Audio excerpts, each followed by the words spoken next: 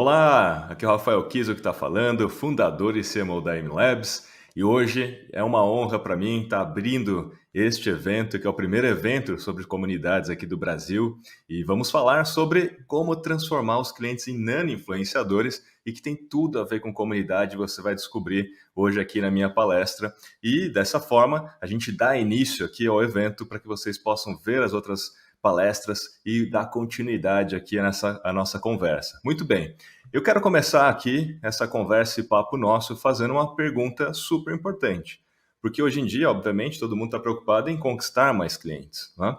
Mas o fato é, será que para conquistar um cliente é preciso fazer mais e mais propaganda?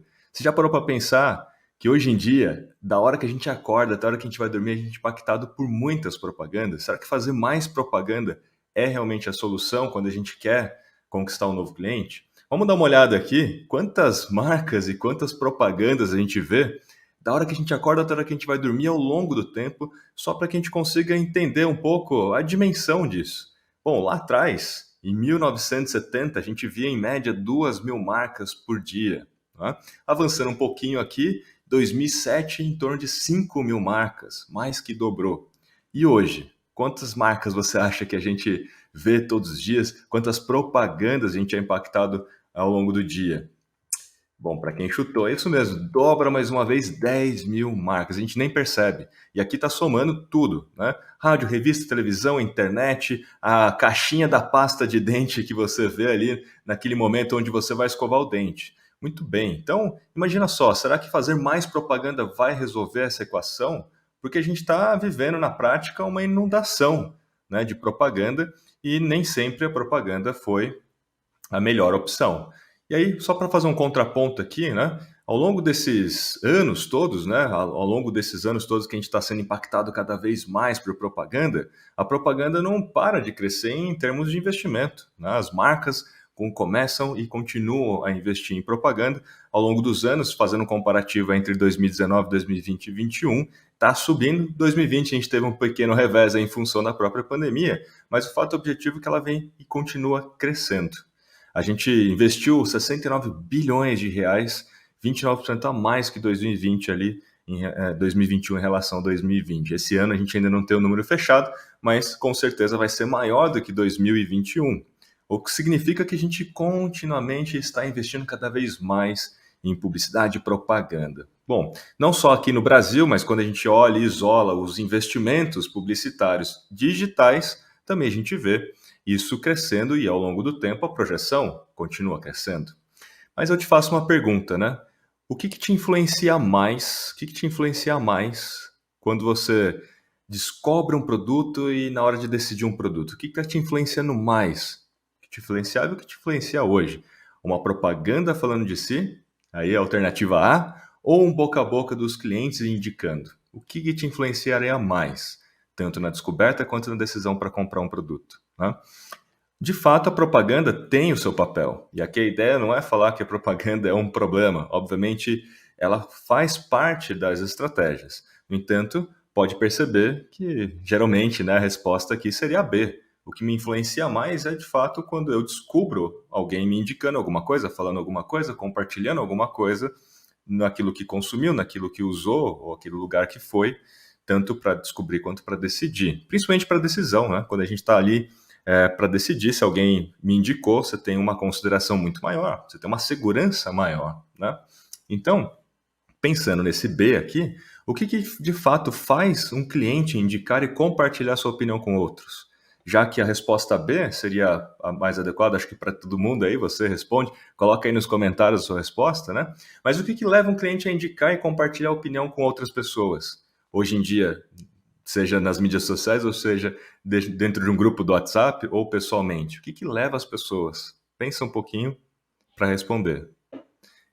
Com certeza, a experiência, né? O que faz você compartilhar? Se coloque no lugar dos clientes, né? O que faz você compartilhar a sua experiência com um produto, com um serviço? A própria experiência em si, a jornada que você teve com aquela marca foi extremamente positiva. A experiência ao longo dessa jornada foi positiva. Não é só o produto que cumpriu com a sua expectativa, mas o atendimento foi bom, de repente o produto foi além e você teve surpresas ao longo do caminho positivas, a ponto de você, por exemplo, uma das surpresas, né? A marca tem um projeto super bacana de SD, ou de repente, né, a marca defende algumas bandeiras que você também defende, então te surpreendeu e ao longo dessa jornada você acaba se identificando mais com aquela marca a ponto de sentir orgulho de ser consumidor daquela marca, então foi muito além do produto, né? Então a experiência em si, invariavelmente, é o que leva as pessoas a indicar mais a sua opinião e a sua experiência com outros, né? Então se a experiência é tão importante assim nessa equação para fazer as pessoas indicarem para outras, né? E sabendo que de fato a indicação, dentre a propaganda e a indicação tem uma maior influência, por que será que há um baixo investimento em customer experience em relação à mídia? Pode ver que a mídia só cresce e a gente gasta bilhões e trilhões de reais e dólares, né, em propaganda, propaganda, propaganda. De novo, não é que é ruim, mas em comparação com aquilo que a gente investe para melhorar a experiência do próprio usuário, do consumidor, daquele cliente, há um gap muito grande. E principalmente esse gráfico ele o gap entre a expectativa e, de fato, a experiência que o consumidor tem em diversas categorias. E pode ver que há um gap bem grande na maioria delas. As pessoas têm uma expectativa de ter uma experiência X e, na prática, elas têm outra, né? E isso impede com que elas façam essa indicação, impede com que elas compartilhem essa experiência com outros, principalmente nas mídias sociais, porque o nível de satisfação não é tão legal. Então, por que será que a gente investe pouco quando a gente pensa na experiência do usuário, quando a gente pensa em melhorar essa experiência, né? Bom, para mais uma pergunta aqui que eu vou trazer para vocês, né? O fato objetivo é que hoje a gente está o tempo todo procurando informações para a tomada de decisão. E hoje, invariavelmente, 77% da população brasileira entra na internet para tomar uma decisão, para procurar informações sobre um negócio, sobre um produto, sobre um serviço, antes de entrar em contato, antes de visitar uma loja física, né? E na prática, essas informações têm a ver com a encontrabilidade, têm a ver com eu procurar e encontrar informações sobre a empresa. E pode perceber que boa parte dessas informações não são escritas pela própria empresa. E veja só, pela primeira vez na história, os brasileiros, desses 77% está conectado, 63% procura essas informações em primeira instância nas mídias sociais.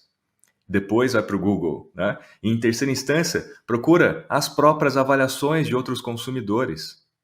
E o fato objetivo aqui é que, mesmo dentro das mídias sociais, que está em primeiro lugar, como o principal canal, e pela primeira vez, né, a mídia social está em primeiro antes do Google, o que será que as pessoas estão procurando dentro das próprias mídias sociais, já que eles não são buscadores? Será que as pessoas estão procurando, de fato, ali a informação de um produto? Na prática, gente, de fato, as pessoas estão procurando a avaliação de outros consumidores para tomar a decisão de forma mais assertiva, para ter certeza que não é um golpe, né? Para, obviamente, olhar a credibilidade daquele negócio, mas não do negócio falando de si, e sim dos outros falando sobre aquele produto, aquele serviço, daquela marca e tudo mais. Ou seja, novamente, tem a ver com a experiência que os clientes vivenciaram compartilhada nas mídias sociais. E quando as pessoas entram nessas plataformas como TikTok, como Instagram, para procurar informação, pode perceber, né, a gente mesmo, né, quando vai procurar um restaurante, talvez você não entra no Google para procurar um restaurante, você já entra direto no Instagram, né? E assim está acontecendo cada vez mais, tanto para o B2C quanto para o B2B. Então, essas avaliações são importantíssimas. Não é o produto, o catálogo de produto e o próprio perfil do cliente, do seu negócio, e sim os clientes criando o conteúdo o tempo todo, o tal do conteúdo criado pelo próprio cliente, que tem a prova social embutida. E vamos dar uma olhada na jornada do consumidor, então, em que momento que esse compartilhamento acontece, né? Bom, essa aqui é uma jornada clássica da minha metodologia, que é baseada em 5 passos. Primeiro passo da descoberta, onde as pessoas vão descobrir que o negócio existe, que o seu negócio existe. A segunda etapa é de consideração, no momento que as pessoas descobrem que existe, vai visitar o perfil do Instagram ou vai visitar o site e tal, e ali com aumento de frequência tem uma consideração. Aumentou a intenção de compra, vai comprar. Terceira etapa, comprou, se tornou cliente, todo mundo primeira instância, né, se tornando cliente, tem experiência própria, todo mundo tem uma expectativa, essa expectativa foi correspondida sim ou não. Muitas vezes essa expectativa ela é comentada, né, num comentário de um post ou alguma coisa nesse sentido. E depois, quando há recorrência ou quando a experiência foi muito positiva, há a experiência compartilhada. Quando ela foi muito negativa, também pode acontecer de uma experiência compartilhada, que é esse fim. E quando a experiência compartilhada acontece, acontece o tal do boomerang. O conteúdo criado pelo próprio cliente ali naquela última etapa vai atingir milhares de pessoas, porque hoje cada um de nós tem 1000 amigos, né? O conceito de amizade também está evoluindo bastante, mas o fato objetivo é que a gente tem um efeito de rede, um efeito exponencial, porque o próprio conteúdo do aquele cliente é feito por ele na sua rede, atingindo mais pessoas que acabam descobrindo que o seu negócio existe. Então a gente tem esse primeiro boomerang, cuja analogia do boomerang é o seguinte: quando você pega o boomerang para arremessar ele, você empreende mais força no começo, ele acumula energia cinética e quanto menos atrito ele tem no ar, mais rápido ele volta, correto? Aqui é a mesma coisa. As duas primeiras etapas dessa jornada é onde há maiores esforços em termos de criação de conteúdo, propaganda, né, mídia, etc., onde as pessoas e as marcas investem mais dinheiro. E o tal do atrito do ar é o ruído que a gente tem ao longo dessa jornada, o ruído na experiência. Então, todas as vezes que alguém vê o seu anúncio, de repente, no celular e vai clicar, o seu site não é amigável ao celular, ruído. Mandou uma mensagem no inbox do Instagram, no direct do Instagram, demorou para ser respondido, ruído. Então, tem vários ruídos ao longo dessa jornada, além do ruído do atendimento, etc. Então, temos que eliminar o ruído ao longo dessa jornada para que a experiência seja muito boa, a ponto do cliente chegar até essa última etapa e fazer com que esse boomerang gire. Só que esse conteúdo gerado pelo próprio cliente vai atingir pessoas que nunca ouviram falar da marca e geralmente tem muita gente ali dentro que não tem o perfil do cliente, né, que você quer, apesar do cliente ter compartilhado, né, nas suas próprias redes, não vai atingir exatamente pessoas que têm o perfil dele, mas também tem gente que tem o perfil que já entra na etapa de consideração. Então, sim, acontece as duas coisas. Tem gente que vai descobrir que não vai se interessar, mas tem muita gente também que vai se interessar porque tem o perfil igual ou parecido com aquela pessoa que compartilhou, trazendo já direto para a etapa de consideração. E só para provar essa tese, eu vou mostrar aqui um case muito rápido. Você já, por acaso, descobriu algum produto usando o TikTok ou Instagram? Provavelmente sim. E esse aqui é o caso da Granado, que viu ali o seu perfume Epoch Tropical viralizar no TikTok, né? Por quê? Porque os próprios clientes começaram a fazer reviews, chegando naquela última etapa, né? Fazer reviews sobre esse produto, saltando aí em 186% o número de buscas por isso dentro do TikTok, fazendo o produto sumir das prateleiras, viralizou. E as pessoas passaram a procurar aquele perfume do TikTok, né? Ficou conhecido como perfume do TikTok. E nos últimos 4 meses já foram mais de 7 milhões de visualizações nos vídeos de reviews de consumidores dentro do TikTok. Vídeos como esse. Então a gente tem um vídeo de uma consumidora aqui nesse primeiro caso, uma consumidora que testou e mostrou com quase 900 mil visualizações. E tem aquela outra que descobriu pelo próprio TikTok, porque de repente a Tassiane aí fez o review, aí a Júlia descobriu. Ó, comprei o perfume mais famoso do TikTok, será que merece tudo isso? E aí então ela descobre no próprio TikTok, passa a consumir e também faz mais um review. Então, assim, é o que está acontecendo o tempo todo. Produtos se esgotando na prateleira em função da descoberta que as pessoas fazem o tempo todo nas mídias sociais. 78% dos usuários do TikTok concordam que esse aplicativo é sim uma ferramenta de busca para encontrar novas opções de produtos e serviços. Está sendo muito habitual as pessoas entrarem no próprio TikTok para buscar algum produto que ouviu falar. De novo, para descobrir como que os outros consumidores estão fazendo, usando ou avaliando, né? E não necessariamente para ver as informações do produto como catálogo que o próprio fabricante vai fazer, ou um serviço que o próprio prestador está fazendo. Então, gente, agora a gente mais descobre do que busca de fato, né? A gente acorda de manhã, entra no Instagram Stories, vai assistir aos Reels ou TikTok ali, naquele momento muitas vezes de descontração, de momento ali de relaxamento, mas a gente passa a descobrir muita coisa nova. Por quê? Porque alguém está compartilhando a sua experiência. Então é tal da experiência compartilhada. As mídias sociais, de fato, já são os maiores responsáveis pela influência de consumo. Então, como é que a gente transforma o cliente em nano-influenciador? Como é que a gente faz esse cliente se tornar, de fato, esse promotor para incentivar eles a fazerem mais reviews, para que a gente tenha esse efeito de rede, esse efeito exponencial que eu mostrei ali no Boomerang? Tem 3 níveis fundamentais para a gente entender como pensar em nano-influenciadores para formar uma comunidade. Não é só apenas esperar que o próprio cliente faça um post nas suas mídias sociais, é sim como é que a gente monta uma estratégia, cria uma estrutura, cria uma identidade, como é que a gente incentiva aqueles clientes a, de fato, se tornarem nano-influenciadores para a marca, de uma maneira mais organizada, premeditada, né? Então vamos falar aqui do primeiro nível. Primeiro nível, para a gente formar essa comunidade de nano-influenciadores, tem a ver com a experiência em si que a gente já comentou. Se você não tiver uma experiência positiva ao longo da jornada, nada vai adiantar, né? É a mesma coisa que a gente tentar fazer propaganda, campanha, etc., de um produto ruim. Não vende, né? Na verdade, a gente vai ter um monte de reclamação ali, de repente, no Reclame Aqui, nos comentários do Google Meu Negócio, e, puxa, a gente está gastando lá centenas, milhões de reais fazendo propaganda, ação que é influenciadora, etc., mas o produto é ruim. Então não adianta, tem que corrigir o produto primeiro, o que significa corrigir essa experiência. Então, primeiro nível é a gente mapear a experiência ao longo da jornada e eliminar o máximo de ruídos possíveis ao longo dessa jornada, justamente para que a experiência seja muito boa, para a gente aumentar muito as chances das pessoas quererem chegar até aquela última etapa da jornada. Caso contrário, todos os esforços dali para frente vão ser em vão ou vai dar muito mais trabalho, né, para a gente conseguir chegar a ter nano-influenciadores. Segundo nível é o nível de identidade. Toda a comunidade ela precisa se enxergar na tribo, né? As pessoas precisam se identificar, elas precisam ter uma bandeira em comum, um propósito em comum, elas precisam ter tipo um logotipo, a camiseta para vestir, para que justamente elas tenham ali o orgulho de pertencimento e possam se expressar através da marca, né? E o terceiro nível tem a ver com a estrutura, tem a ver com a governança, tem a ver com a forma como a gente vai lidar com esses nano-influenciadores que um dia foram clientes, né?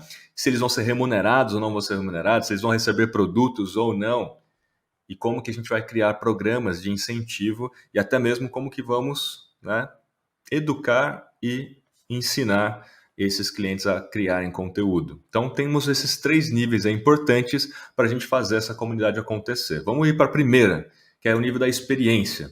Primeira coisa da experiência, que a gente já falou um pouco aqui, mas que a gente tem que entender é que uma única experiência, um único ruído, uma experiência ruim dentro daquela jornada já é o suficiente para os latino-americanos aqui abandonarem o resto da jornada inteira. Já em outros países têm um pouquinho mais de consideração ou flexibilidade para isso, né? E quando a gente olha, né, no caso aqui dos latino-americanos, a gente pode ver, tá ali. Uma única experiência é o suficiente. A gente tem menos flexibilidade. Então, basta uma única experiência ruim para que haja o abandono. Então, temos que cuidar disso. Uma forma da gente entender como cuidar disso, eu trouxe aqui esse gráfico que mostra o nível de importância da experiência do cliente respondida pelos próprios clientes, né, para que a gente possa, então, através desse olhar, fazer uma lógica inversa. Bom, se eles prezam muito por eficiência, conveniência, pagamento fácil, serviço amigável, interação humana, é tudo isso que a gente tem que mapear. Puxa, tem uma parte ali que é tudo bot, os bots não estão funcionando bem, vamos tentar humanizar isso, ou vamos melhorar essa tecnologia. Pagamento, o site é amigável tanto para celular, etc. A gente tem eficiência, é rápido, a entrega está rápida, o atendimento está rápido e tudo mais. Então, assim, veja só, esse gráfico é muito legal, porque ele mostra para você tudo que as pessoas valorizam em termos de experiência e justamente você olhando isso, você consegue entender quais são os gaps que você tem para tentar preencher, né? Então, é uma forma de você olhar. Isso vai, inclusive, até da imagem da marca, como eu estava colocando, as bandeiras que a marca defende, se ela tem, de fato, um programa de responsabilidade social, porque muitas pessoas só compartilham aquilo de uma marca e tal, porque se identifica com a marca, tem orgulho de pertencer, de consumir e quer se expressar através da marca para dizer alguma coisa para a sua própria comunidade. Não é simplesmente postar por postar, mas o que aumenta muito as chances de um cliente postar é quando você tem esse conjunto, né? O produto pode ser muito bom e funcionar e tal, e já vai ser ótimo, porque é a premissa para que alguém compartilhe, mas você pode aumentar muito as chances desses compartilhamentos acontecerem se você se preocupar com o resto. Muito bem. Olhando de novo, então, para a nossa jornada do cliente, eu vou adicionar mais algumas informações aqui para a gente construir essa estratégia, né? Então, a gente viu 5 etapas da jornada, a gente entendeu que cada etapa significa ali um status da persona, né? Pessoas interessadas, lead, cliente e, obviamente, o final promotor. E aqui eu vou colocar o foco da comunicação. O começo da comunicação toda é sobre a própria persona, sobre o próprio potencial cliente, genuinamente querer ajudar esse cliente na sua dor, na sua necessidade, o desejo, que é a base, inclusive, do marketing, né? Então, criando conteúdo e tendo rituais já, por exemplo, nos stories. Toda segunda-feira a gente tem um ritual e dá um nome para aquele ritual. Por exemplo, toda segunda-feira eu faço Data Insights para a galera da minha comunidade, tudo. E vai começando a posicionar que existe um ritual para todo mundo que ali segue, né? Que ainda de repente não se tornou cliente, mas vai sendo incentivado cada vez mais a se tornar. Ter um propósito muito claro ajuda muito no processo de formação de comunidade para que as pessoas se identifiquem e tenham realmente algo a mais que vá além do produto, né? Lá na experiência própria, quando as pessoas passaram a comprar e se tornaram clientes pela primeira vez, né? Ali é um momento de mostrar mais os valores, os bastidores, mostrar as bandeiras, né? Os projetos que a marca está envolvida, criando conteúdo exclusivo para quem é cliente. Então, uma forma de você aumentar esse tipo de consciência é criando conteúdo exclusivamente para cliente distribuído através de stories. Em stories, não sei se você sabia, dá para você criar grupos salvos de clientes nos stories para mandar stories só para eles. Pode ser por WhatsApp, pode ser por e-mail, pode ser por Telegram, enfim, um canal mais exclusivo. E ali, naquele momento da experiência própria, é o momento de apresentar aquele cliente que você identifica que tem o perfil do cliente ideal, que de repente deu 9 ou 10 numa pesquisa NPS, é aquele momento de você pegar esse cliente e mostrar que existe uma comunidade e convidar esse cliente que tem esse perfil do cliente ideal, que deu 9 ou 10 na NPS, a fazer parte dessa comunidade. Mostrar a identidade e perguntar se você quer fazer parte, né, da nossa tribo. E, obviamente, trazendo essa pessoa para dentro da tribo, a gente tem ali na última ponta, para que a gente realmente feche com chave de ouro a definição do sucesso, que é, de fato, para quem é cliente, né, e faz parte da comunidade, o que é a definição do sucesso? Tem que ter referências dentro dessa comunidade, as pessoas precisam enxergar essas referências para querer ser como aquelas referências, para compartilhar como aquelas referências, para falar e se expressar como aquelas referências. Então, tem que ter as definições aqui, mas principalmente uma referência. Então, no começo é sobre entregar valor prático através de conteúdo e depois é sobre moeda social, é sobre o capital social que você agrega na vida das pessoas por elas fazerem parte da sua marca e consumirem a sua marca, tá? Vamos aqui para o nível de identidade, porque o nível de identidade é muito importante. E quando eu penso em identidade, a gente tem que entender um fundamento aqui, que é um fundamento que hoje o brasileiro é ávido por influenciadores digitais e por isso também a gente precisa entender como que faz sentido a gente transformar cliente em influenciador. Então, os influenciadores, de fato, são a segunda fonte para tomar decisão do brasileiro. O Brasil é o segundo maior país que segue influenciadores no mundo, o dobro da média mundial. Então, isso por si já diz muita coisa, né? A gente adora ver a vida dos outros, né? Mas o fato é que também a gente é muito influenciado pela opinião dos outros, né? E aí uma pesquisa que mostra que, puxa, realmente os brasileiros foram influenciados e já compraram em função daquilo que viram o influenciador falar ou indicar, e 9% não tem certeza, e eu tenho uma convicção que esses 50% que disseram não, nem sabe, mas foram influenciados porque algum amigo, algum colega, não necessariamente um influenciador que tem milhões de seguidores falou, mas porque algum colega, um amigo, compartilhou sua experiência. E na prática, todos nós somos influenciadores em menor ou maior grau, né? Todos nós temos um nível de influência na decisão das pessoas. E o ponto é o seguinte, né? O Brasil tem mais influenciadores digitais acima de 10 mil seguidores do que engenheiros civis, dentistas e iguala ali praticamente em médicos. Mas quando a gente desce para menos de 10 mil seguidores, a gente chega a 12,8 milhões de influenciadores brasileiros com um pouquinho mais de 1.000 seguidores. Isso demonstra para a gente uma coisa muito clara. Todo mundo quer ser influenciador. Todo mundo quer ter ali, né, o seu lugar ao sol, ter aquele destaque, chamar a atenção, ser percebido, ser notado. Né? E não por acaso o TikTok e o Instagram estão em alta quando a gente fala de influenciadores, porque principalmente o TikTok dá a vez e dá a voz para quem nem tem seguidor. Você tem audiência sem ter seguidor, é mais fácil. O Reels no Instagram é a mesma coisa e está indo pelo mesmo caminho. Isso significa que se todo mundo quer ser influenciador, é sobre nano-influenciadores. É sobre comunidade. É sobre como que eu pego esse comportamento e essa expectativa, né, do próprio cliente. Seu cliente quer ser um nano-influenciador, está ali. Como é que eu pego esse comportamento e incentivo esse comportamento e convido eles a fazerem parte de uma comunidade? Porque 61% deles seriam mais fiéis ou comprariam mais de uma marca se a mesma os convidasse para fazer parte de uma comunidade de creators. Então veja que é diferente de esperar o cliente postar alguma coisa, porque aqui a gente está falando de criar de fato um programa de nano-influenciadores, de transformar esse cliente em nano-influenciador, de transformar eles em creators, treinando eles como, por exemplo, a Boticário fez nesse case da geração Boutique, onde ela selecionou 200 consumidoras acima de 40 anos e deram treinamento, mostraram como é que você faz a fotografia, como é que você faz um tutorial, como é que você fala assim ou assado, como é que você se porta ali nas mídias sociais. Ensinaram elas a crescer nas mídias sociais.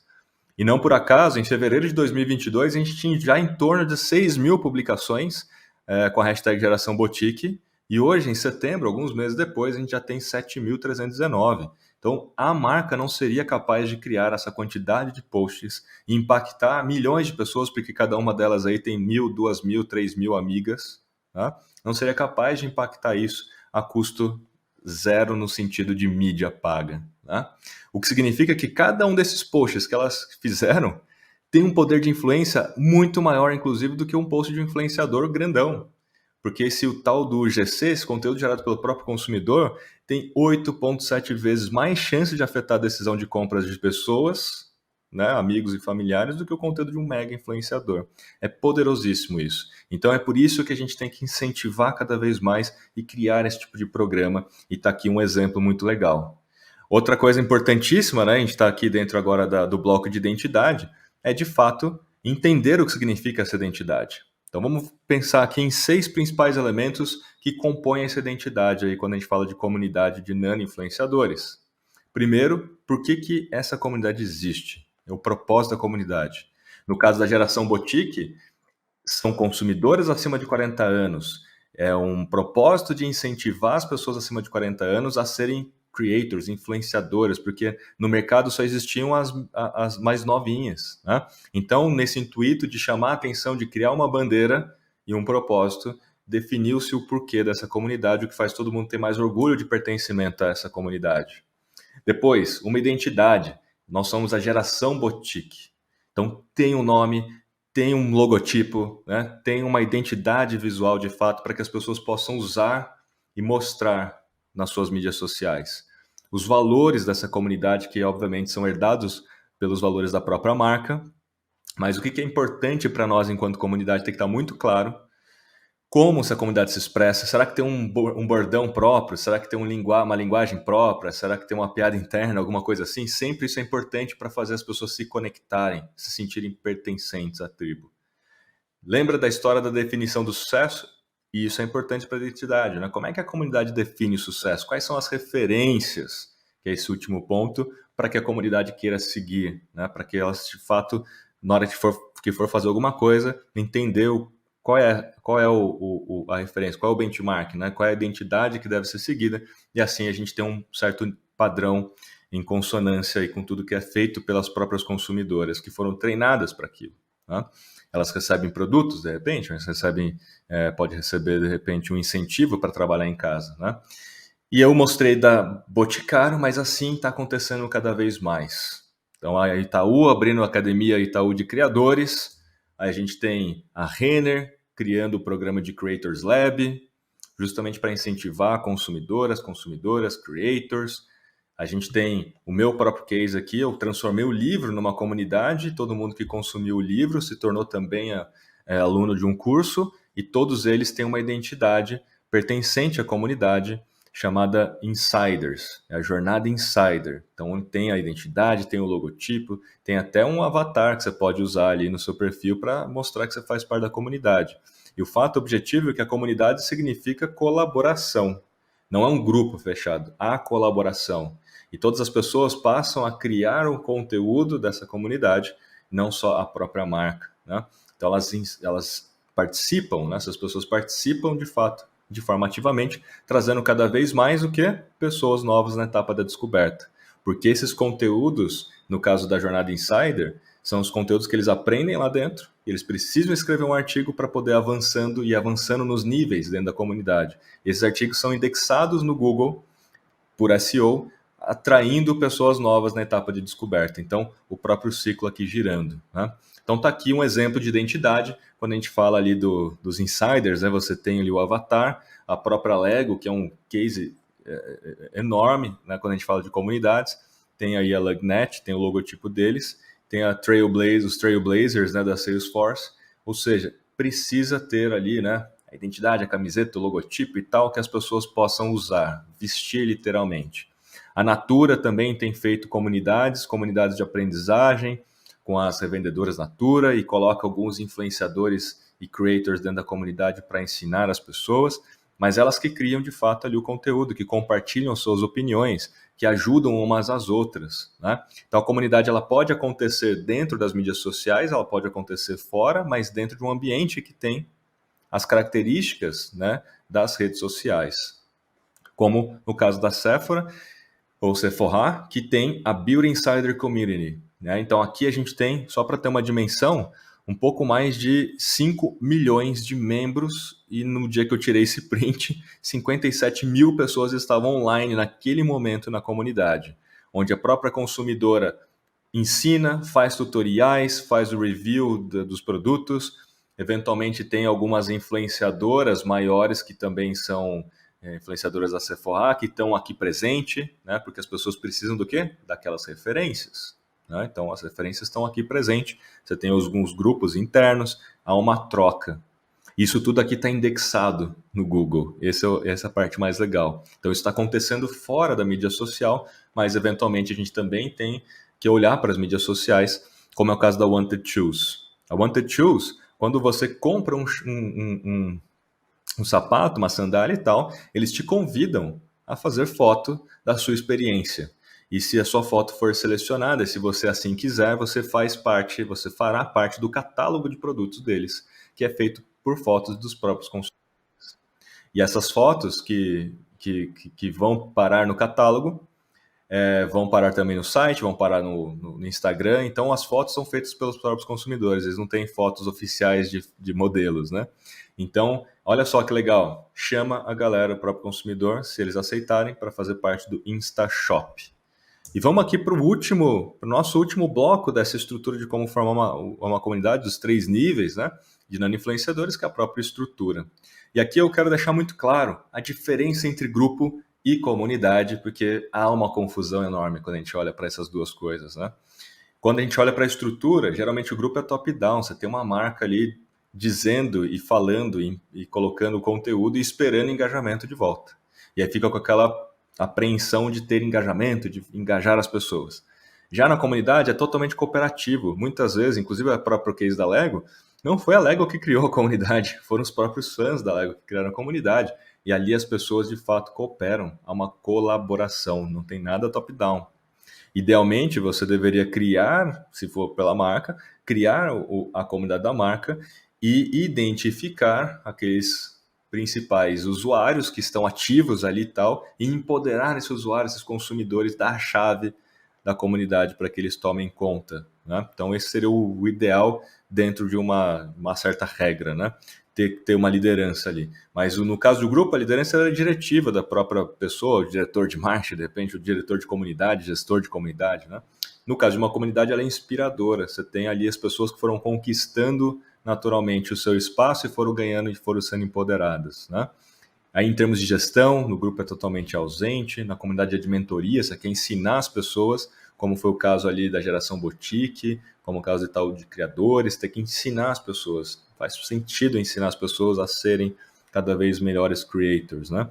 Então, uma cultura de suporte, uma governança mais flexível. E quando a gente fala de conteúdo, o conteúdo é criado pelas próprias pessoas e nascem novos conteúdos que você nem tinha imaginado, assuntos que você nem tinha imaginado, e tá tudo bem.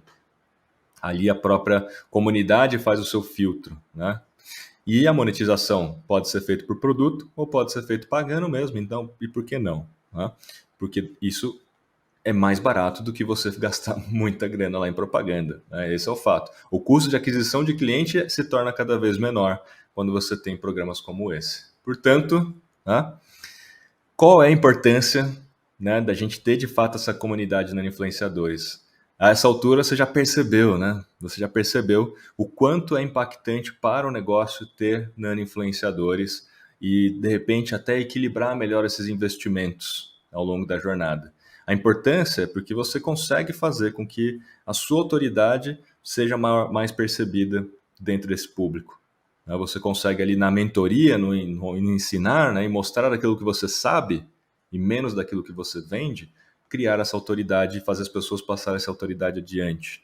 Você vai ter um relacionamento muito mais próximo e humanizado com esses públicos, o que aumenta muito as chances deles engajarem em tudo que você fizer também nas mídias sociais, mas certamente ter defensores. Quando alguma coisa acontecer, né, e todo mundo está na iminência de sofrer um cancelamento na internet, não importa a razão, mas você terá uma comunidade mais forte de defensores também. É natural, como eu venho mostrando até agora, né, que há mais indicações, então há mais pessoas indicando aquele produto, aquele serviço pela prova social. Os feedbacks também são muito mais valiosos e mais ricos e transparentes, porque essa pode ser uma das condições para se tornar nano-influenciador dentro do seu programa, né? Ter feedbacks mais constantes e testar produtos e, obviamente, pensar na ótica de quem consome. O conteúdo é feito por quem consome o produto, que muitas vezes tem um hackzinho ali de como que usa aquele produto, como é que faz, como é que combina, que você nem tinha pensado. E isso é uma das coisas mais valiosas hoje, essa autenticidade no conteúdo criado pelo próprio cliente, né? Isso não tem nada igual, a marca não consegue, né? E por fim, fortalecer a confiança entre a marca e o consumidor, porque está mostrando que a marca enaltece e reconhece os seus consumidores como seus principais ativos, né? Reconhece e melhora a experiência do cliente ao longo da jornada inteira, porque para isso acontecer, essa jornada inteira tem que estar muito positiva. E quando você consegue fazer essa jornada ser positiva, a experiência está redonda, se preocupando com todos os elementos que a gente mostrou aqui, naturalmente você vai ter um maior lifetime value e um menor custo de aquisição de clientes. Você vai fazer com que esse resultado seja cada vez mais exponencial. Quanto mais pessoas você conseguir levar para a extrema direita, quanto mais clientes você tornar em promotor, em nano-influenciador, melhor para a equação, porque menos investimento em propaganda você precisa fazer. Então pensa nesse equilíbrio.